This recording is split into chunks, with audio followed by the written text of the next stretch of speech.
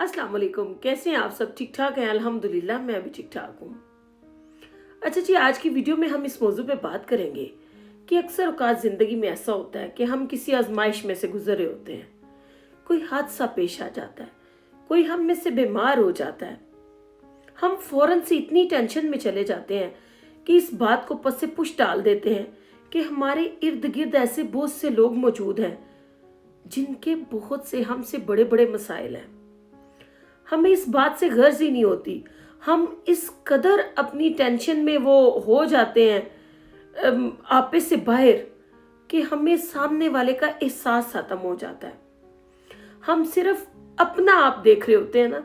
जब हम दूसरे को भी देखें ना, अगर चेहरे पढ़ने आते हो तो हमें इस बात का बड़ी जल्दी एहसास होगा कि देखिए पता नहीं सामने वाला किस सिचुएशन से गुजर रहा है।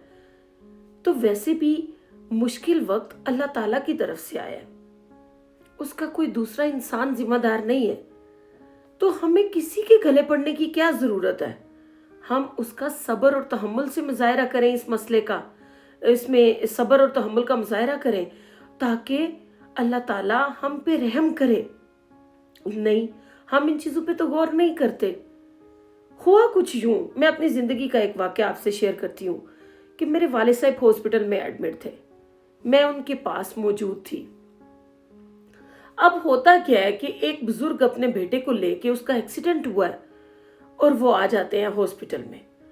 वहां का डॉक्टर हॉस्पिटल में मौजूद नहीं होता, स्टाफ की ड्यूटी होती है। वो उसको देखते हैं, एडमिट करते हैं और डॉक्टर को फोन करके पूछती है कि बच्चे की हालत खराब है, आप क्या आ सकते हैं या नहीं।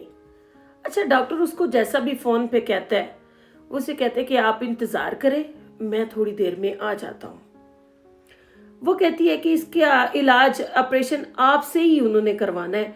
उस इलाके का वो स्पेशलिस्ट डॉक्टर होता है ना, तो आपसे ही उन्होंने ऑपरेशन करवाना है। और वो कहता है ठीक है, मैं कोशिश करता हूँ, मैं जल्दी पहुंचने की कोशिश करता हूँ। कुछ देर के बाद डॉक्टर आ भी जाता है। अब जैसे ही डॉक्टर आता है ना, तो उसका बाप बोलना, बच्चे का बाप बोलना शुरू हो जाता है। वो उसे कहता है कि तुम लोगों को एहसास ही नहीं है, तुम लोग अपने ओहदे के घमंड में हो, तुम लोगों को इंसानियत से कोई हमदर्दी नहीं है, इतनी देर लगा दी तुमने, तुम्हें पता नहीं है कि मेरा बच्चा जिंदगी और मौत की कश्मकश में है। तो वो ना डॉक्टर थोड़ी सी मुस्कुराहट देता है उसको कहता है कि देखो ये सब अल्लाह के हाथ में है।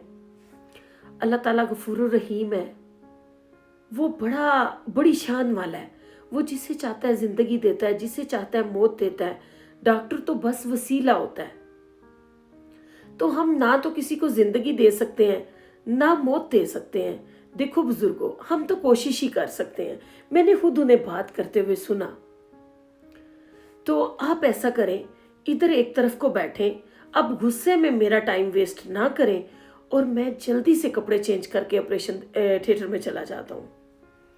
अच्छा, उसके वालिद ना कुछ देर बाद में भी गुस्से में बड़बड़ाते रहे कि इनको कोई एहसास जिम्मेदारी नहीं है, ये है ही ऐसे, इनमें अकड़ ही बहुत है।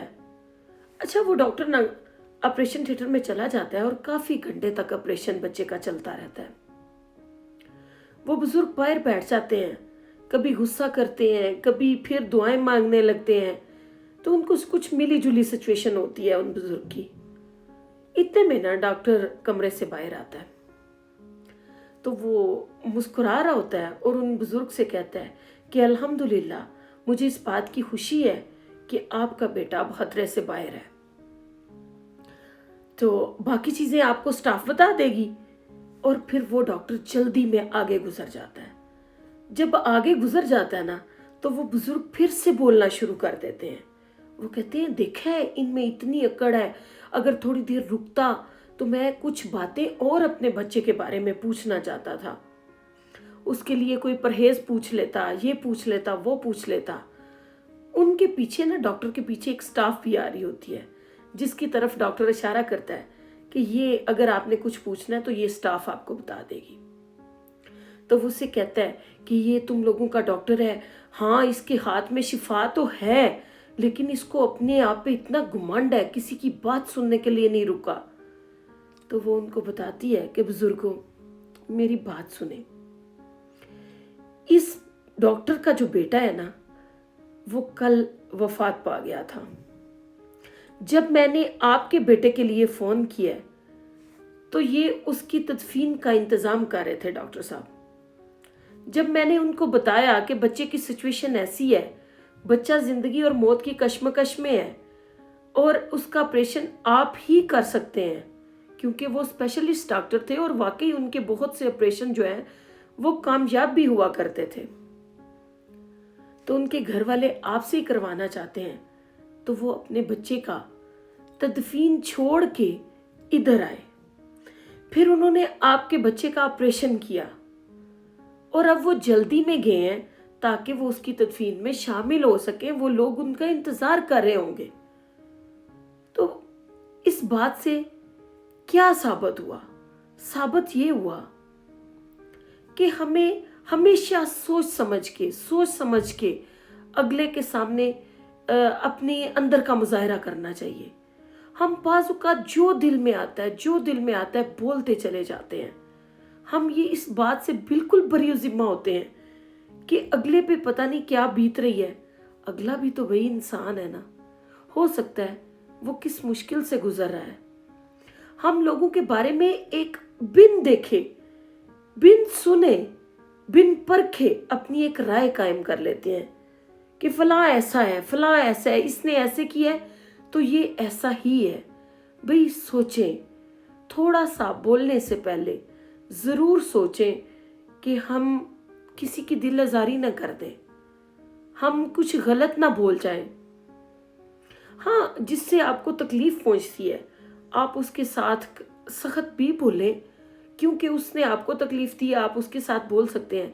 लेकिन एक बिन देखे किसी बंदे के बारे में अपनी राय कायम कर देना कि इसने ऐसा किया, ये तो ऐसा ही होगा, इसने ऐसा सोचा होगा, तो प्लीज़ अपनी ज़िंदगी में इन चीज़ों से थोड़ा परहेज़ किया करें।